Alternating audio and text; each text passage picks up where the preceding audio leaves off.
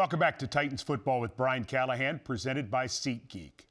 Olympic gold medalist, broadcaster, cancer survivor, and cultural icon, Scott Hamilton.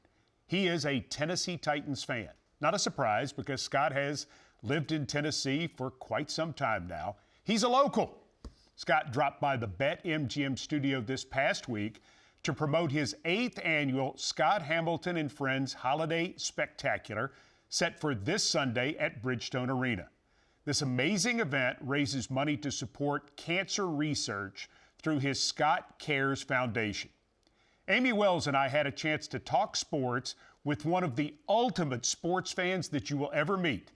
In this week's Epic Western Genuine article, Scott Hamilton explains that he loves competition, and his own experience winning a gold medal in 1984 provides perspective that every athlete, including the Titans players, can use.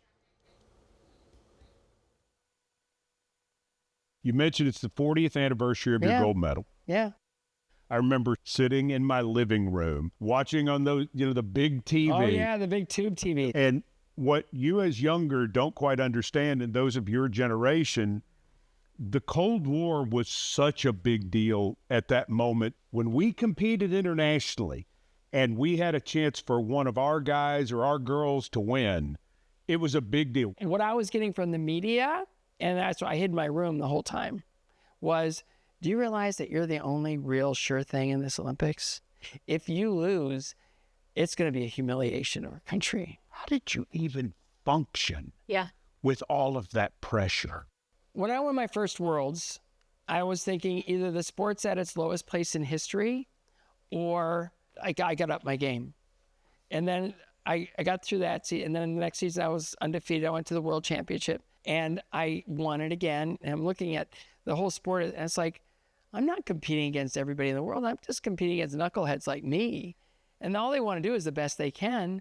So my job is to get better next year and then be better the next year after that. And that way I can stay ahead of those guys. As a competitor, having been under that kind of pressure, if you were advising somebody who faces that kind of scrutiny, that kind of pressure as an athlete, what's your number one piece of advice? It's all preparation and knowing that you've got that throw, knowing that you understand that defense, knowing exactly where your receivers are going, knowing exactly the timing of that handoff. All that it's preparation, and all that preparation for like a Will Levis, it happened in little league stuff, and then it went to high school, then it went to college, and now he's in the pros. But the main thing is going into that moment knowing that you've done everything you can, and now you just got to step into it and make it happen. And the mental side of it is try not to stand in your opening position and say, don't choke, right? There's that, right? Stand in your opening position and say, I'm prepared. No wouldas, couldas, or shouldas. I don't have one regret, and I'm stepping into this moment because A, I earned it, and B, I'm prepared.